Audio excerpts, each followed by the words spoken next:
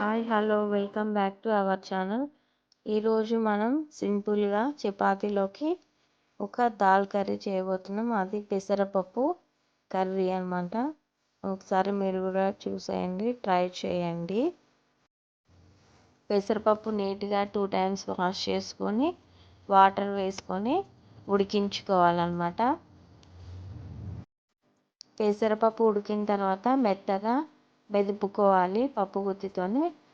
మీకు కొంచెం పలుకులుగా కావాలంటే అలాగే ఉంచుకోవచ్చు, మెత్తగా కావాలంటే మెత్తగా రుబ్బుకోవచ్చు.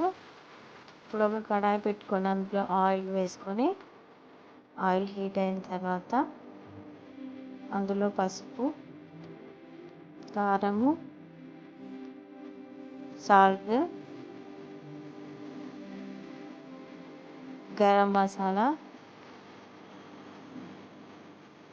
అల్లం వెల్లుల్లి పేస్ట్ తగినంత. మీరు ఇంకా స్పైసెస్ తినాలనుకుంటే ఇందులో ఆయిల్లోనే యాడ్ చేసుకోవచ్చు. ఇది కొంచెం ఆయిల్లో బాగా మంచి వాసన వస్తుంది, అంతవరకు కొంచెం ఫ్రై చేసుకోండి. అల్లం వెల్లుల్లి పేస్ట్ పచ్చి వాసన పోయేంత వరకు ఇలా బాగా ఫ్రై అయిన తర్వాత మసాలాలని ఇప్పుడు మనం మెదుపుకున్న పెసరపప్పుని, ఉడికించుకున్న పెసరపప్పుని ఇందులో వేసేసుకోవాలన్నమాట. ఇది మొత్తం బాగా కలిపేసుకోవాలి.